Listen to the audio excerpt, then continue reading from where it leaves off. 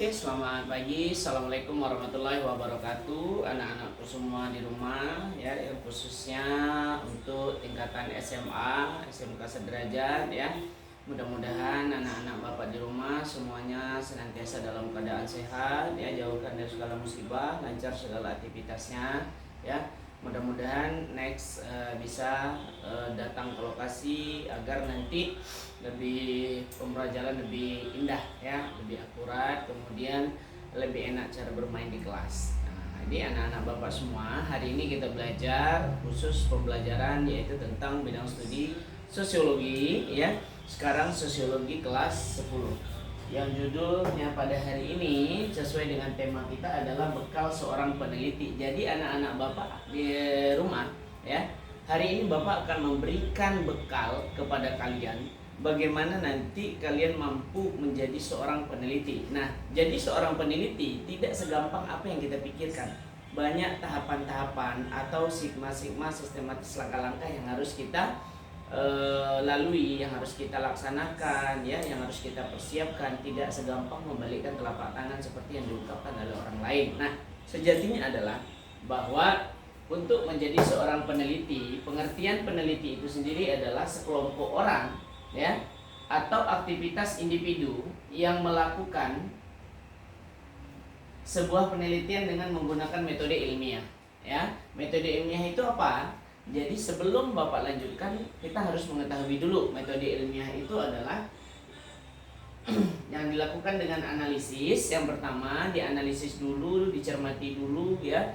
Kemudian dengan sistem sistematis, langkah-langkah, part-partnya, kemudian metodologinya, ada beberapa tahapan, kemudian konsisten untuk mengungkap sebuah kebenaran. Ya, Pak, apakah penelitian ini juga dipakai oleh Badan Kepolisian, ya, untuk mengungkapkan sebuah fakta kejadian? Benar, ya. Nah, cuma ada prosedur SOP tersendiri dari Dinas Kepolisian, tapi tetap dengan metode penelitian yang seperti ini, ya. Karena ketika kita meneliti, kita harus mengetahui dulu kalimat 5W1H yang seperti yang di pelajaran bahasa Indonesia, ya. Pelajaran 5W1H itu adalah sebuah, ya, ejaan kalimat yang harus kita pahami, karena di sana dalam melakukan penelitian ada objek yang diteliti, ya, ada saksi, kemudian ada yang mau diteliti, kemudian bagaimana cara meneliti, kemudian langkah-langkah dalam penelitian. Tidak harus serta-merta dalam melakukan penelitian itu dengan secara gegabah, tidak. Kita harus melakukan dengan cara teliti. Nah, ada beberapa bagian dalam melakukan penelitian. Yang pertama adalah logis atau rasional. Nah, logis atau rasional, penyelidikan ilmiah adalah sesuatu yang masuk akal dan terjangkau oleh penalaran manusia. Jadi yang di luar nalar, yang di luar nalar manusia itu tidak usah diungkapkan. Kadang-kadang banyak yang sekarang sesuai dengan yang diungkapkan juga oleh para alim ulama kita, bahwasanya semakin tinggi pendidikan seseorang, maka akhlaknya semakin berkurang. Fakta enggak? Tidak semua orang, memang ada, ya, tetapi, ya, kebanyakan pendidikan itu harusnya menambah ilmu kita untuk bagaimana cara melakukan sesuatu tidak secara gegabah. Tidak hanya dalam penelitian, dalam kehidupan kita pun kita harus melakukan sesuatu itu dengan cara hati-hati. Berbicara pun harus hati-hati. Jangan sampai nanti mulutmu yang mulutmu harimau, artinya mulutmu sendiri yang mendengar kamu sendiri, ya. Jadi kita berbicara sesuai fakta dan real. Nah, lakukanlah secara logis dan rasional melakukan penelitian. Itu sesuai dengan penalaran manusia. Kalau udah di luar nalar, ya, udah sifat kebinatangan yang dibawa orang dalam melakukan penelitian, tidak usah, ya. Cuma ada yang sekarang yang Bapak cermati adalah dalam melakukan penelitian, sekarang lagi viral-viralnya dalam melakukan penelitian dari Badan Kepolisian, ya, dari pihak kepolisian dalam mengungkapkan sebuah fakta, ya. Banyak masyarakat yang berbicara bahwa hukum tajam ke atas, tumpul ke bawah justru, ya. Tapi sekarang Bapak lihat hanya tajam ke bawah, tumpul ke atas, ya. Kenapa? Karena memang makin berkembangnya ilmu pengetahuan, maka orang itu seakan-akan merasa egoismenya tinggi, ya. Jadi dalam melakukan penelitian, anak-anak Bapak harus mengetahui dulu ada yang tahapan kedua yaitu empiris. Apa itu empiris? Menggunakan cara-cara tertentu yang dapat diamati oleh orang lain dengan menggunakan panca indera manusia. Panca indera udah jelas, kita banyak panca indera kita, ya, tidak hanya satu, ya. Kemudian sistematis, menggunakan proses dengan langkah-langkah tertentu yang bersifat logis. Logis artinya adalah memang itu real terjadi, ya, yang bisa masuk akal. Kemudian berdasarkan karakteristik ilmiah di atas, maka modal dasar untuk individu, kelompok, ya, menjadi peneliti antara lain yang pertama objektif. Ya, apa itu objektif? Bebas dari sentimen pribadi atau tidak mudah berprasangka sebelum menemukan fakta atau kebenaran. Nah, ini objektif. Objektif artinya adalah kita harus mengungkapkan secara fakta dan jujur, ya, tanpa ada tekanan dari pihak manapun, ya, dengan ucapan-ucapan orang lain dari kiri kanan kita, Pak saya melihat itu, Pak realnya ini loh, nah itu salah, ya. Jadi untuk mengungkapkan sebuah fakta dalam sebuah penelitian, maka kita harus memahami dulu, ya, apa itu objektif.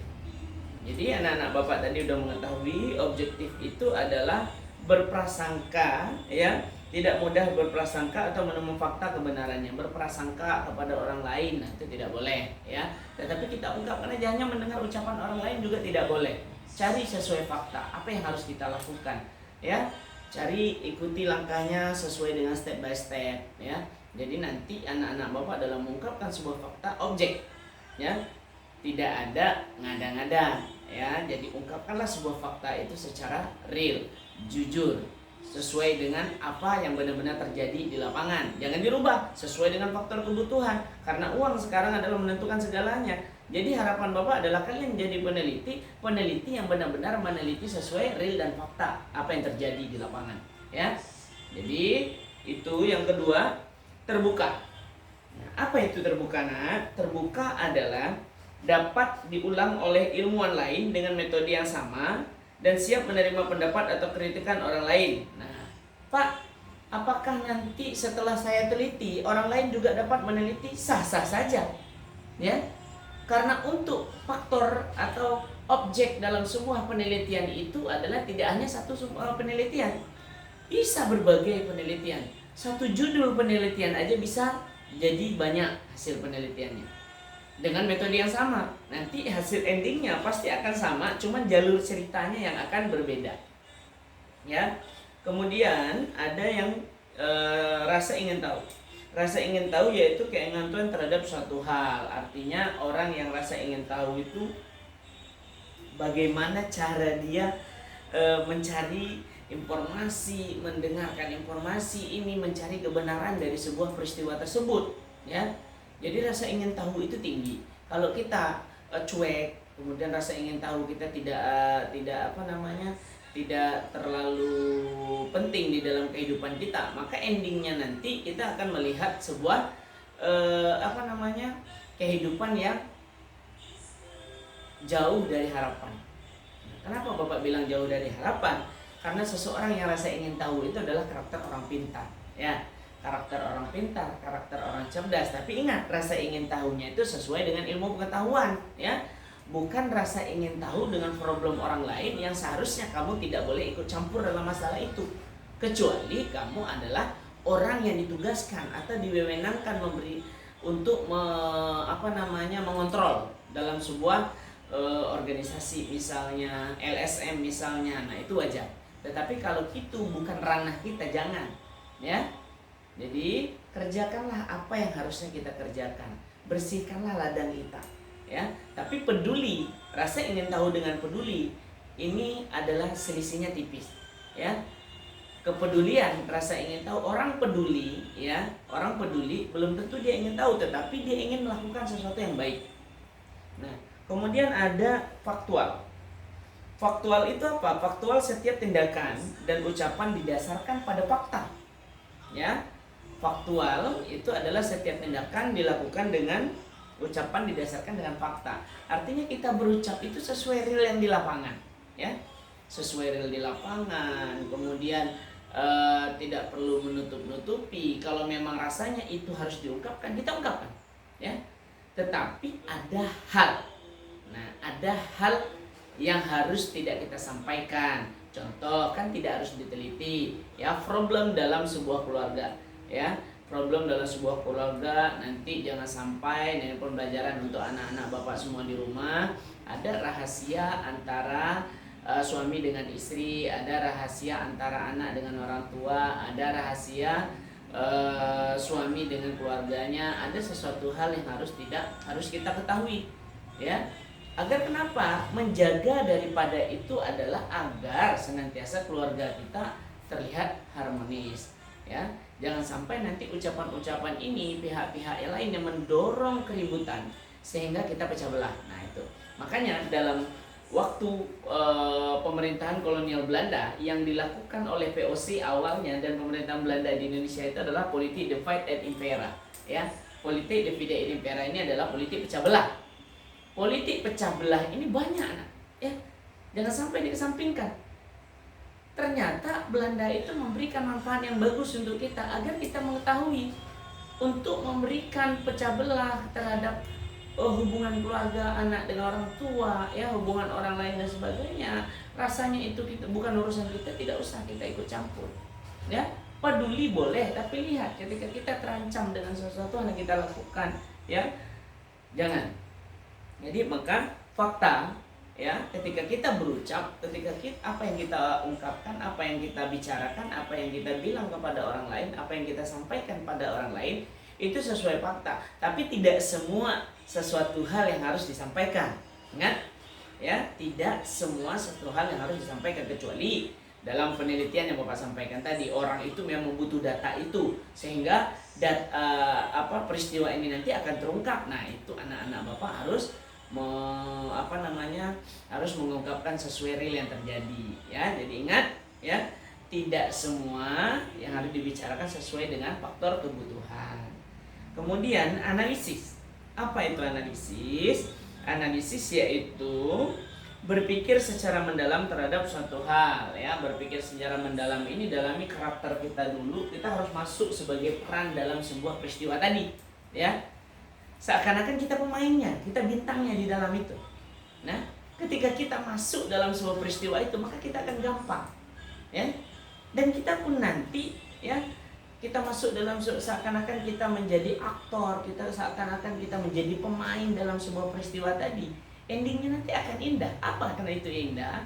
Ya, Bapak bilang endingnya akan indah. Kita akan merasakan sesuatu yang tidak pernah kita rasakan sebelumnya. Apa itu? Ya, sesuatu yang apa yang harus kita ungkapkan tadi maka akan terungkap. Nah, dengan sistematis penelitian, yang Bapak sebutkan tadi, sistematis penelitian itu menggunakan proses dengan langkah-langkah yang bersifat logis atau fakta, ya. Kemudian ada yang disebut dengan logika rasional. Nah, ada juga empiris. Empiris tadi menggunakan panca indera. Jadi kita harus masuk ke sana, kita rasakan dulu sehingga nanti kita akan gampang mengungkapkan sebuah peristiwa, ya, menggali sebuah peristiwa. Kemudian F adalah kritis. Kritis yaitu berpikir secara analitis, berpikir secara sistematis dengan didasarkan fakta dan teori yang relevan, ya. Kalau yang teori yang relevan artinya teori dalam sebuah penelitian itu ada 4, ya. Secara metodologis penelitiannya, karena penelitian ada 2, ya. Penelitiannya ada yang bersifat data saja, ada yang bersifat faktual data, ya.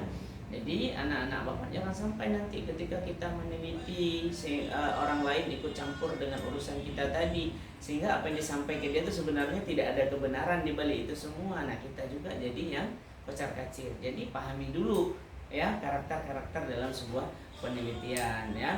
Ada yang disebut dengan heuristik, kritik sumber, interpretasi, dan historiografi, ya. Pak, apakah itu penelitian hanya dipakai di dalam pembelajaran sejarah saja? Tidak, semua penelitian itu diungkapkan dengan 4 penelitian tadi, ya.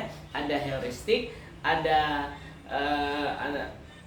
interpretasi, historiografi, ya, ada kritik sumber. Nah, kritik sumber ini apa? Sumber-sumber yang kita dapat kita analisis dulu. Mana yang sumber yang nyambung dengan apa yang kita teliti, mana yang tidak, ya. Kemudian ada solutif. Solutif ini adalah bersifat mencari penyelesaian masalah. Nah, penyelesaian masalah ini adalah finishing daripada apa yang kita teliti tadi. Bagaimana jalan keluarnya ketika sebuah peristiwa ada problem ini terjadi. Ketika saya teliti apa yang harus saya lakukan mencari jalan keluar permasalahan tersebut. Nah, itu yang harus kita cermati. Ya, jangan sampai nanti keputusan yang kita ambil ya ini menjadi sebuah dilema ya setelah keputusan diungkapkan.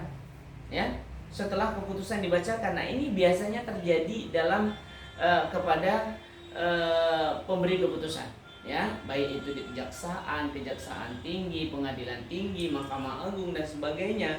Ketika pemberi keputusan itu tidak solutif dalam memberikan sebuah keputusan, maka endingnya tidak baik. Jadi dalam mencari permasalahannya adalah sesuai dengan harus solutif ya. Kita harus melakukan penyelesaian masalah yang 50-50, artinya enak yang di sebelah pihak dan enak juga di sebelah sini. Kecuali itu kasusnya peristiwa pembunuhan. Kita mengungkap fakta ternyata nanti tersangkanya akan kelihatan dari hasil penelitian. Nah, maka itu harus dijatuhkan hukuman sesuai dengan undang-undang yang berlaku. Nah, itu beda ya. Kemudian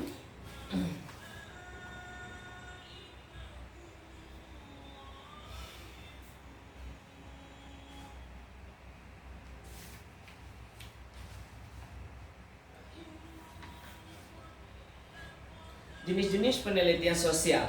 Jenis-jenis penelitian sosial yang dapat dibedakan sejumlah kriteria ya. Yang pertama itu ada berdasarkan manfaat penelitian terbagi menjadi dua. Yang pertama penelitian murni atau full research. Ya, penelitian murni atau full research. Ini full research.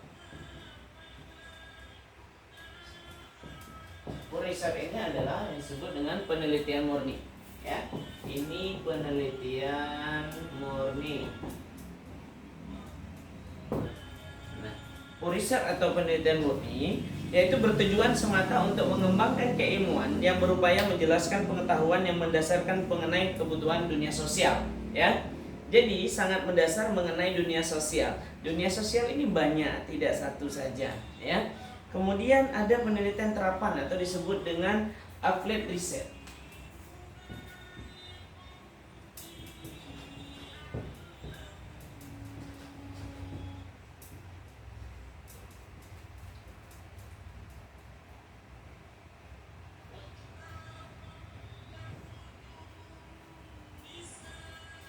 Penelitian terapan.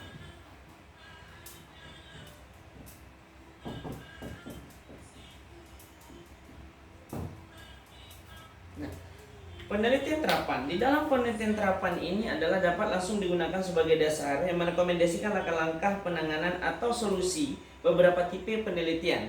Ya, penelitian terapan ini yang pertama ada action research, yaitu penelitian terapan yang memperlakukan pengetahuan sebagai kekuatan dan menghapus garis pemisah, ya, garis pemisah antara penelitian dan tindakan sosial.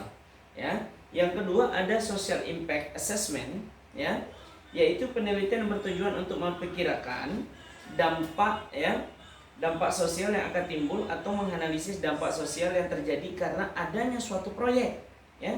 Proyek apa itu? Atau penerapan suatu kebijakan tertentu ya, dalam menerapkan pada sesuatu keputusan yang kita lakukan, putusan. Nah ya, itu tidak serta-merta harus langsung digaskan. Kita harus mempertimbangkan kiri dan kanan problem-problem yang akan terjadi nanti setelah keputusan itu dikeluarkan. Kemudian evaluation research. Evaluation itu dievaluasi dulu, dicermati dulu, dicerna dulu ya. Mengukur aktivitas dari suatu kebijakan, program atau prosedur dalam melakukan tindakan sesuatu. Nah, contoh yang terjadi di Batam sekarang adalah peralihan warga Rempang karena tempat yang mereka tinggal sekarang itu adalah mau dijadikan perusahaan kaca terbesar se-Asia. Artinya ya, warga Rempang harus beralih tempat tinggal dari Rempang, dari rumah mereka yang kampung mereka yang sekarang, atau disebut mereka dengan tanah nenek moyangnya, harus dipindahkan ya. Nah, ketika putusan itu dikeluarkan oleh pemerintah, pemerintah harus evaluasi dulu, harus mencermati dulu ke lapangan, ya. Bagaimana nanti yang akan terjadi setelah keputusan ini dilakukan dan kebijakan ini dilaksanakan, apa dampak-dampaknya, merugikan sebelah pihak dan sebagainya. Memang pemerintah punya hak veto dalam memutuskan sesuatu, ya, karena pemerintah yang segalanya. Tapi ingat, ya, di dalam negara kita undang-undang itu berlaku, ya. Maka disebut dengan keadilan sosial bagi seluruh rakyat Indonesia. Apa itu? Masyarakat harus adil, tanah ulayat diakui, ya, tanah adat diakui. Nah, pemerintah juga berpikir jangan nanti hanya mementingkan kepentingan, ya, pribadi sehingga mengesampingkan kepentingan kelompok. Nah, itu tidak boleh, ya. Yang kedua, berdasarkan tujuan penelitian terbagi menjadi beberapa macam. Yang pertama, penelitian eksploratif, ya. Yang kedua, ada penelitian deskriptif. Eksploratif itu apa? Penelitian dilakukan oleh menggali, ya, suatu gejala yang relatif masih baru. Nah, kejadiannya masih baru-baru atau masih panas, yang dapat dikatakan penelitian didorong oleh keingintahuan terhadap fenomena atau gejala, ya, yang selama ini belum pernah diketahui atau dirasakan. Tujuan penelitian eksploratif mengembangkan gagasan dasar mengenai topik yang baru sekaligus memberikan dasar bagi penelitian lanjutan. Artinya ketika sebuah problem atau peristiwa terjadi tadi, ketika masih panas-panasnya, ketika masih viralnya, ya, kita harus melakukan penelitian lebih cepat. Kenapa? Karena di sana nanti akan terlihat bukti-bukti, ya, ada fakta-fakta yang terjadi di lapangan. Kemudian ada deskriptif, yaitu memberikan gambaran yang lebih detail mengenai suatu gejala atau fenomena, ya, lebih detail, lebih variatif, lebih pas, ya, tidak ada mengada-ada. Apa yang terjadi di lapangan itu yang kita ungkapkan dan itu yang kita sampaikan. Kemudian penelitian deskriptif bisa dikatakan merupakan penelitian eksploratif, kelanjutan dari eksploratif tadi, ya. Nah, menjadikan gagasan dasar. Kemudian ada yang disebut dengan berdasarkan dimensi waktu atau menjadi beberapa tipe, ya. Yang pertama cross sectional study, kemudian longitudinal study, kemudian ada ex post-facto study. Apa itu, Pak? Nah, ketika Bapak berbicara tentang cross sectional study yang membatasi studi tentang masyarakat suatu objek dan waktu tertentu saja, ya. Contoh yang kita mau teliti itu adalah perkebunan, misalnya sebuah perkebunan yang musiman. Nah, kalau musiman ya musim-musimnya, ketika musimnya muncul, maka waktu itulah kita melakukan penelitian. Tapi kalau udah nggak musim, jangan melakukan penelitian. Kenapa? Karena nggak ada fakta, ya. Longitudinal study adalah mengungkapkan akibat sebuah peristiwa yang berlangsung relatif lama. Nah, ini baru kejadian-kejadian yang lama karena waktu. Longitudinal itu waktu yang lama, ya. Kemudian ex post yaitu faktor-faktor yang menjadi penyebab dari realitas ataupun fenomena yang aktual. Berdasarkan jenis dan kualitas data terbagi menjadi dua, penelitian dengan kuantitatif, kemudian penelitian dengan kualitatif. Kalau kuantitatif ini sesuai dengan data-data, ya, yang data-data yang saintifik, ya, kemudian profession, repeatable, ya. Kemudian habis itu diuji, kemudian diramalkan, ya. Nah, kalau yang kualitatif, ya, itu lebih kepada sosialnya, ya. Kalau yang kuantitatif tadi lebih bersifat data. Lazim digunakan dalam penelitian kuantitatif tidak penting, walaupun aktivitas pustaka diperlukan menyukai konteks yang dalam penelitian, ya.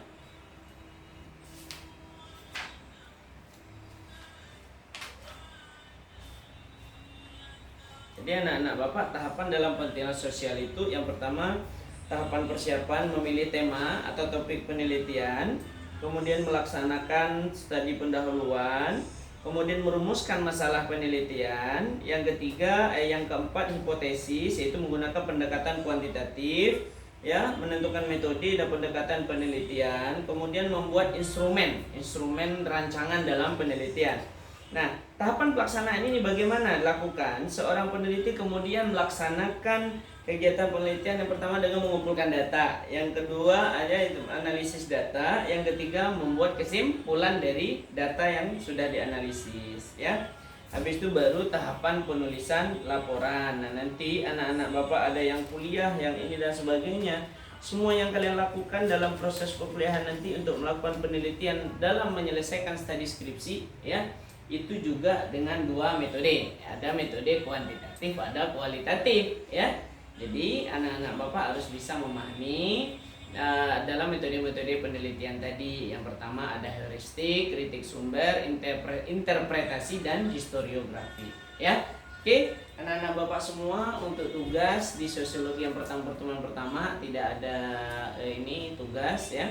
Mudah-mudahan next ada tugas. Bapak tutup. Wabillahi taufiq wal hidayah. Assalamualaikum warahmatullahi wabarakatuh.